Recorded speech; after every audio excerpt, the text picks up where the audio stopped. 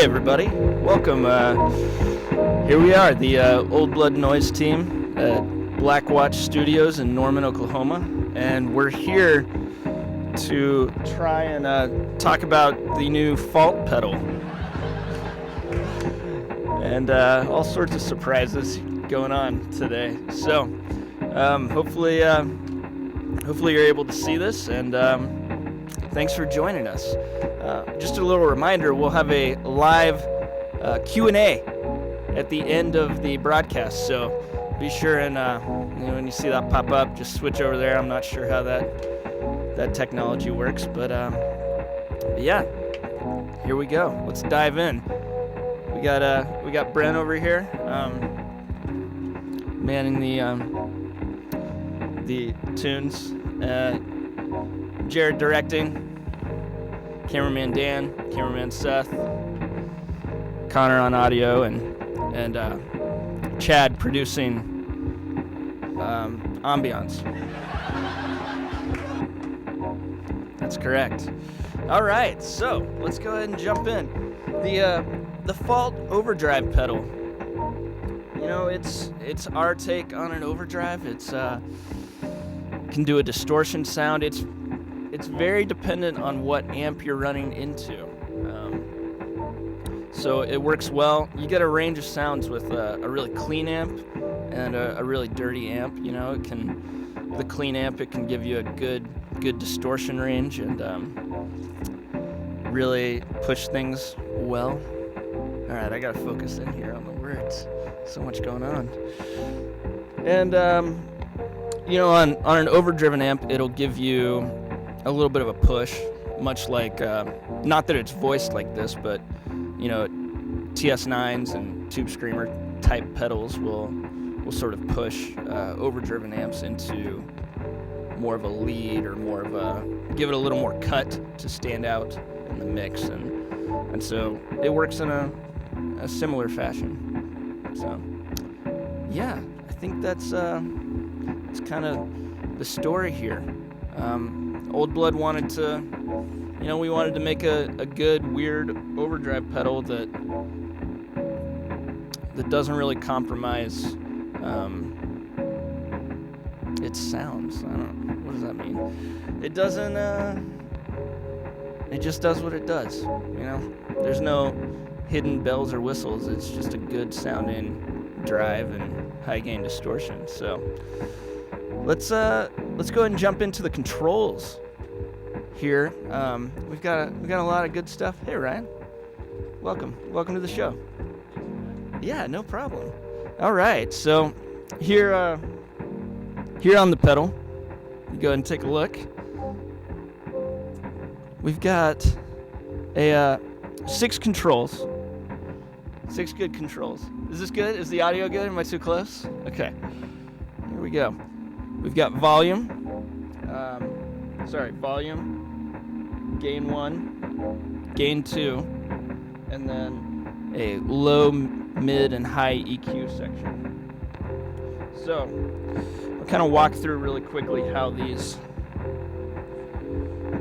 manifest and how you optimize the second gain stage. So, let me just be prepared here.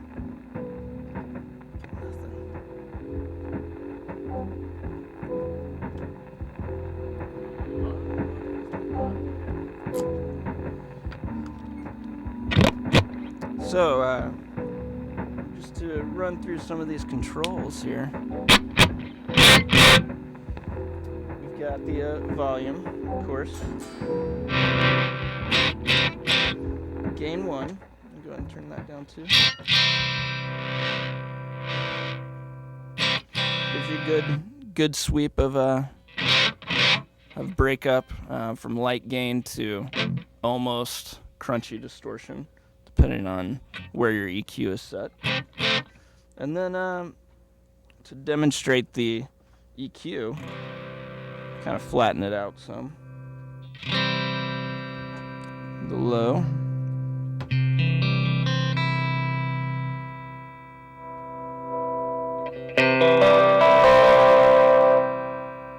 The mids.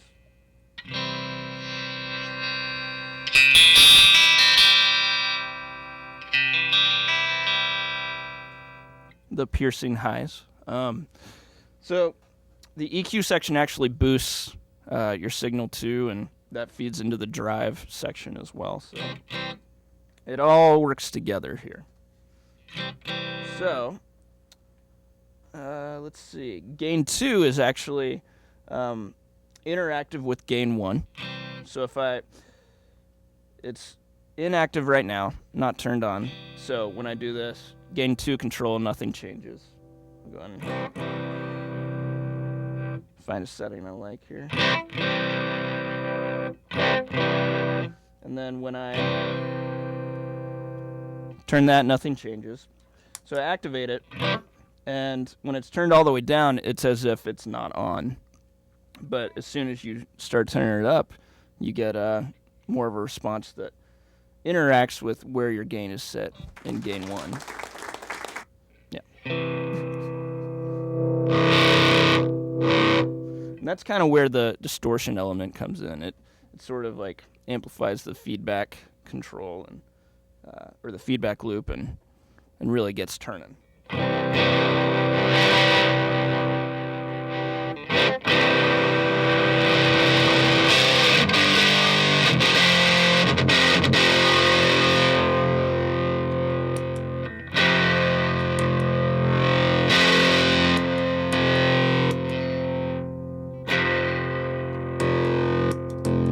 So you see there's a little bit of a difference there. Let's go ahead and move into the guitar scenarios here, because we've got two scenarios, popular scenarios that we've used in the shop to run through this pedal. And the first guitar scenario is this Fender Stratocaster into a Fender champ, just a very clean amp. So our clean tone is something like this. And I'm on the bridge pickup, single coil pickups. Right, Brent? Okay, good. So, one of my favorite settings here is to take the mids out completely, boost the lows and the highs, and give it a lot of drive, and then get kind of like a shoegazy sort of overdrive distortion.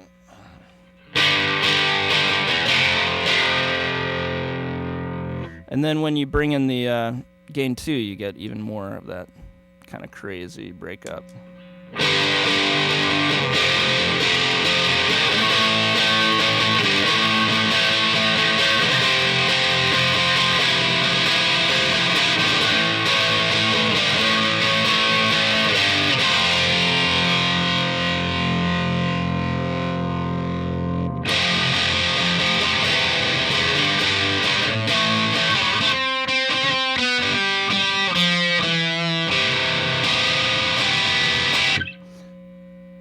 That's one of my favorite setups. Or we could even dial back that gain and get a little more mids here, and sort of just support the overall tone structure of a clean amp and clean guitar. Right, Dan? Okay. Yep. So our clean our clean channel. And then if we're doing sort of a lighter gain,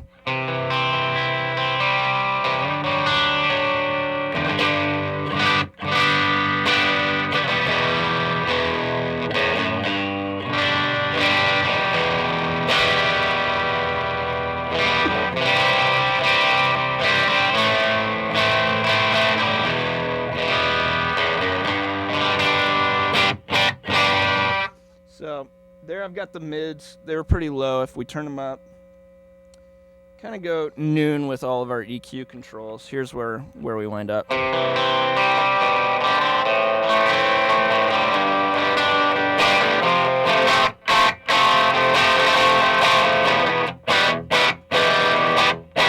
So a very sharp cutting overdrive sound, and even on the even on your neck pickups, you're gonna get a very it doesn't really muddy it. It's just very concise and clear, and sounds good to my ears. Turn off your phone, Connor.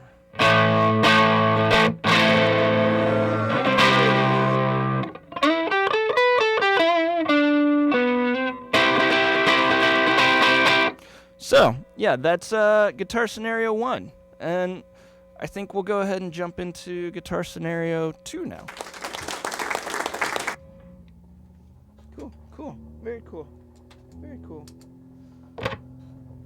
Pardon me. Let's do that.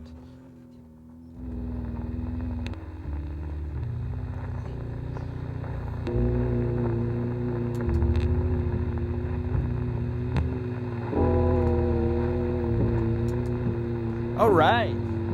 Guitar scenario 2. This is very doomy. All right, this is a Gibson Les Paul into JCM 800, so a little bit higher gain amp. These are kind of the two ways that I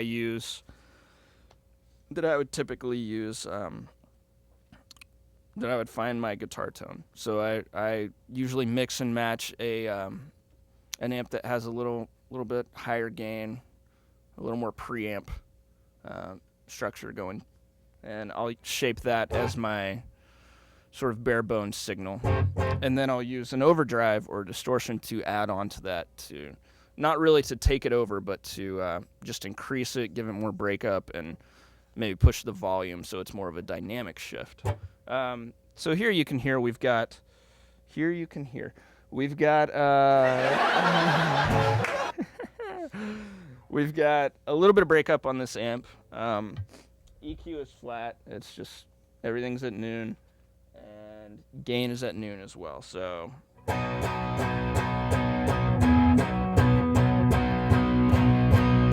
and now there are humbuckers in here. I'm on the bridge selection. So can you hear that, Connor? Is that audible? All right. So here, just turning on gain 1.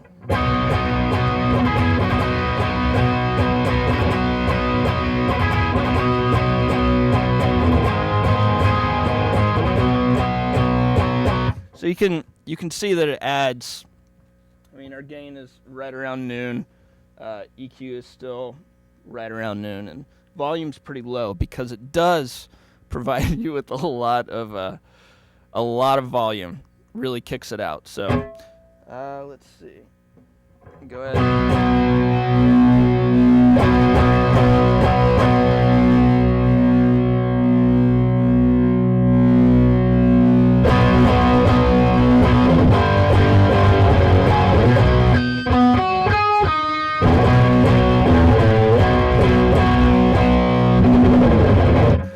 So that's how I would use it, just that first gain stage to really push the normal signal over the top. But just so you can hear it for kicks and giggles, it sort of blows it out in a very satisfying way when you increase gain 2.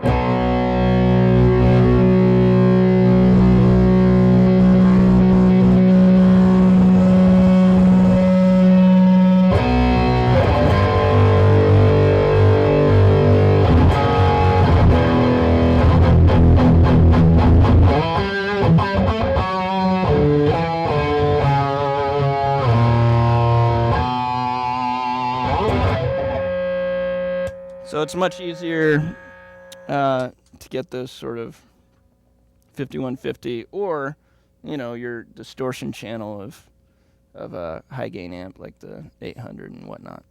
So that's guitar scenario 2.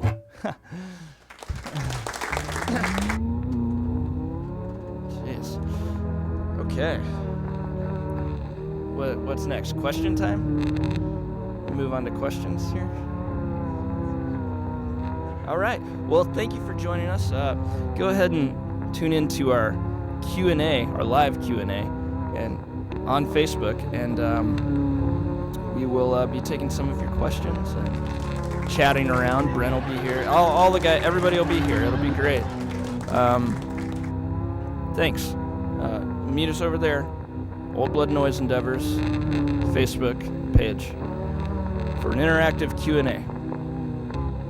Thanks, everybody.